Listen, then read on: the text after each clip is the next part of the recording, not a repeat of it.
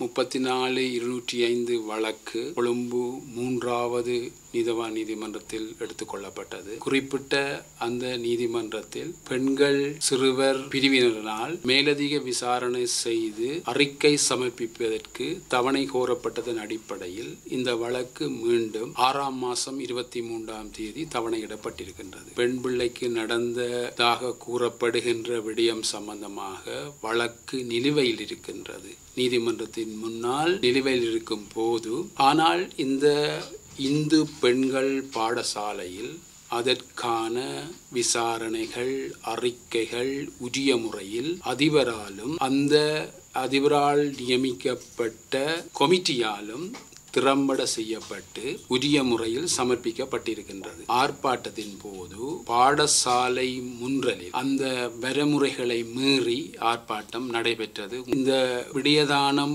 நீதிமன்றத்தில் இருக்கும் போது இந்த விடயத்தை எடுத்து பலதரப்பட்டவர்களாலும் சோசியல் மீடியா பல கருத்துக்கள் முன்வைக்கப்பட்டு கொண்டிருக்கின்றன. பாடசாலையானது ஒரு புகழ்பெற்ற பெண்கள் இந்து தேசிய பாடசாலை. அந்த பாடசாலைக்கு இந்த மாதம் 8ஆம் தேதி களங்கம் ஒன்று ஏற்பட்டிருக்கு. ஆர்ப்பாட்டம் செய்வதற்கும் ஊர்வலம் செய்வதற்கும் அனைவருக்கும் உரிமை உண்டு. இருந்த போதும் இந்த பாடசாலையை உங்களுடைய ஆர்ப்பாட்ட களமாக அல்லது இது கருத்து தெரிவிக்கிற களமாக உருவாக்கப்பட்டு இந்த பாடசாலையின் கீர்த்திக்கும் பங்கம் விளைக்கின்ற மாதிரி பல விடயங்கள் நடந்தேறி இருக்கின்றன. மாதா பிதா குரு தெய்வம் என்று சொல்லுவோம். ஆகவே இந்த ஆசிரியர்கள் மீது பல அவதூறுகள் அன்று நடைபெற்ற அந்த ஊர்வலத்தின் போது இந்த மேன்மையான தொழிலான ஆசிரியர் தொழில் மீது அந்த ஆசிரியர்கள் வெளியால் வர முடியாதவாறு கெட்ட வார்த்தைகள் தூசண வார்த்தைகளால் அவர்கள் மீது வஞ்சிக்கப்பட்டிருக்கின்றார்கள்.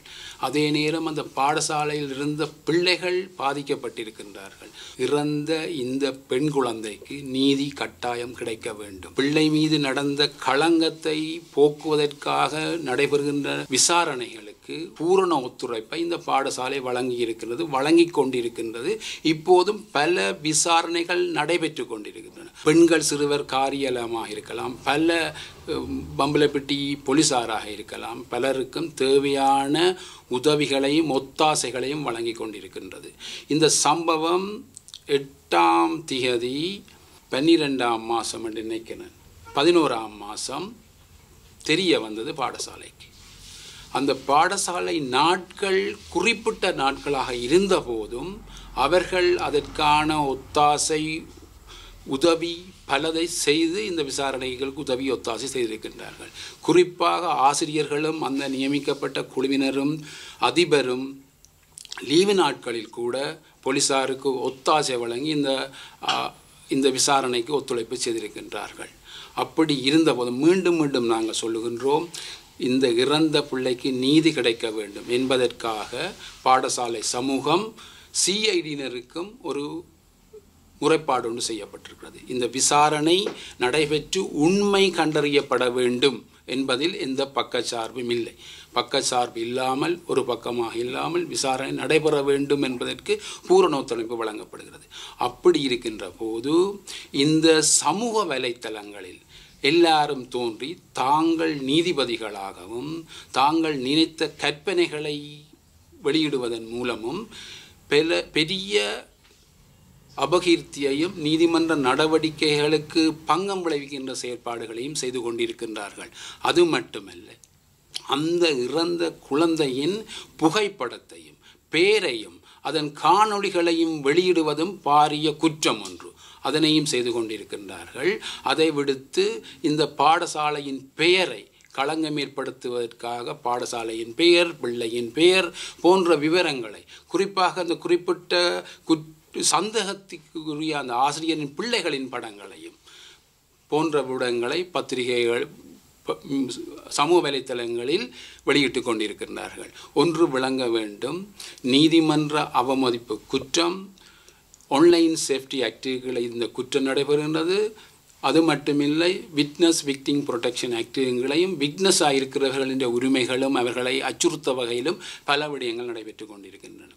அந்த களங்கத்தை ஏற்படுத்தினவர்கள் கிஞ்சித்தும் அந்த குற்ற உணர்வு இல்லாமல் தொடர்ந்து அறிக்கைகளை விட்டு கொண்டிருக்கின்றார்கள். நாங்கள் மீண்டும் மீண்டும் சொல்லுகின்றோம், நீதிமன்ற நடவடிக்கை நடைபெற்று கொண்டிருக்கிறது, பல இடங்களில் விசாரணைகள் நடைபெற்று கொண்டிருக்கிறது. உங்களுடைய சாட்சியங்கள், ஆவணங்கள், உங்களோட வாக்குமூலங்களை உரிய போலீசாருக்கோ அல்லது சிறுவர் பெண்கள் பிரிவினருக்கோ வழங்க வேண்டும். அவ்வாறு வழங்காமல் நீங்கள் இந்த சமூக வலைத்தளங்களில் மட்டும் போடுவதால் அந்த பெண் பிள்ளைக்கு நீதி கிடைக்கப் போவது இல்லை. இந்த பிள்ளையின் சம்பவம் ஆசிரியர் கைது செய்யப்பட்ட நாளில் இருந்து அந்த பிள்ளை இறப்பதற்கிடையிலே கன காலங்கள் இருந்தது. இறந்த பிற்புதான் நீங்கள் இவ்வாறான நடவடிக்கையில் ஈடுபடுறதுக்கு முனைந்திருக்கிறீர்கள். அதுவரை காலமும் அந்த பெண் பிள்ளைக்கான நிவாரணத்தை ஒரு தரும் இந்த சமூகம் நடவடிக்கை எடுக்கவில்லை என்பது ஒரு பாரதூரமான விடயமாக நாங்கள் கருதுகிறோம். ஆகவே இந்த விடயம் சம்பந்தமாக நீதிமன்றத்தில் வழக்குகள் இருக்கின்றது. மற்றது சமூக இந்த ஊடக நிறுவனங்கள், ஊடகங்களும் கூட ஊடக வரமுறையை மீறி, ஊடக தர்மத்தை மீறி கீழ்த்தரவான, இழிவான, தரக்குறைவான செயற்பாடுகளை செய்து கொண்டிருக்கின்றார்கள் என்பதை இங்கு நான் சுட்டிக்காட்ட விரும்புகின்றேன். ஒரு உதாரணம், இந்த அதிபரை ஆணைக்குழு விசாரணைக்கு அழைத்திருந்தது 14ஆம் தேதி. அவள் அதுக்கு போக முடியாமல் இருந்தது.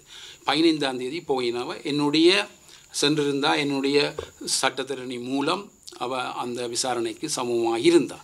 16ஆம் தேதி அந்த செய்தி ஒன்று வருகிறது, ஆசிரியரும் அதிபரும் ஆணைக்குழுவுக்கு சமூகம் அளிக்கவில்லை என்று பொய்யான அப்பட்டமான செய்தி ஒன்றை பரப்பியிருக்கின்றார்கள். அது மட்டுமல்ல, இந்த பாடசாலையானது கௌரவமான எத்தனையோ பிள்ளைகள், எத்தனையோ ஆயிரம் பிள்ளைகள் இந்த கல்வியை ஊட்டுகின்ற பாடசாலை.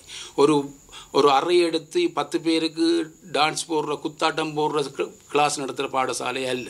இது ஒரு கௌரவமான செயற்பாடு. அதை நாங்கள் தாற்பயமாக விளங்கி கொள்ள வேண்டும். இந்த விடயங்களை சில அரசியல்வாதிகள் தங்களுடைய கீழ்த்தரமான அரசியல் செயல்பாடுகளுக்காக இந்த விஷயத்தை எடுத்து பல விஷயத்தில் நன்மைகள் பெறுவதற்காக இவ்வாறான பல அரசியல் செயற்பாடுகள் செய்து கொண்டிருக்கிறார்கள். தொழிற்சங்கவாதிகள் சில பேர் சொல்லுகிறார்கள் என்னென்னு சொன்னால், ஆசிரியரையே இடமாற்றவில்லை, பிள்ளையை இடமாற்றி விட்டார்கள் என்று தவறான செய்திகளை, முழுதும் தவறான செய்திகளை நான் இந்த விடயம் சம்பந்தமாக துலாவாரியாக விரிவாக உங்களுக்கு விளக்கம் தர முடியும். ஆனால் நீதிமன்றத்தில் இந்த வழக்கு விசாரணை இருப்பதால் அந்த வழக்கு விசாரணைக்கு பங்கம் ஏற்படக்கூடாது என்பதற்காக நான் அந்த விடயங்களை கூற விரும்பவில்லை. அவ்வாறு கூறுவதாக என்றால் நீதிமன்ற அவமதிப்பு குற்றத்தை செய்தவனாக கருதப்படுவேன் நான். ஆகவேதான் இந்த விடயங்களை உங்களுக்கு இன்னும் தெளிவுபடுத்தி சொல்லலாம். யார் குற்றவாளிகள், இந்த பெண் பிள்ளையின் சாவுக்கு யார் காரணமானவர்கள் என்றதை நான் கூற முடியும். ஆனால் நீதிமன்றத்தில் விசாரணை நடைபெறுகின்றது, நீதவான் நீதிமன்றத்தில் நடைபெறுகிறது, பிள்ளையின் சாவு சம்பந்தமாக விசாரணை நடைபெற்று கொண்டிருக்கின்றது, சிறுவர் பெண்கள் பிரிவில் விசாரணை நடைபெற்று, ஆணைக்குழுவில் விசாரணை நடைபெற்று, பல விசாரணை சிஐடியில் விசாரணை நடைபெற்று கொண்டிருக்கிறது. ஆகவே உரியவர்கள் தயவு செய்து உங்களுடைய ஆவணங்களையும் உங்களுடைய ஆதாரங்களையும் உரிய நிறுவனங்களுக்கு வழங்குவதோடைய இந்த கல்வித்தாயின் மீது ஏற்பட்ட களங்கத்தை போக்குவதற்காக எவரும் முயற்சி செய்யவில்லை. அது மட்டுமில்லை, இந்த ஆசிரியர் கூட இதுக்கு நீதி வேண்டும் என்றதுக்கு அடிப்படையில் பல இந்த அதிபர் மீதும் கூறியிருக்கிறார், நீங்கள் இவ்வாறான நடவடிக்கை கட்டாயம் ஏற்படுத்தி தனக்கு தீர்ப்பு தர வேண்டும். இவர் சந்தேக நபராக காணப்படுகின்றார், இன்னும் குற்றம் நிரூபிக்கப்படவில்லை. ஆகவே இவ்வாறான தவறான அவருடைய பிள்ளைகளின் படங்கள் அல்லது இந்த மாணவர்களின் படங்கள், இவ்வாறான படங்களை பரப்புவதை பிரசுரிப்பதை தயவு செய்து தவிர்க்குமாறு நான் கேட்டுக்கொள்கிறேன்.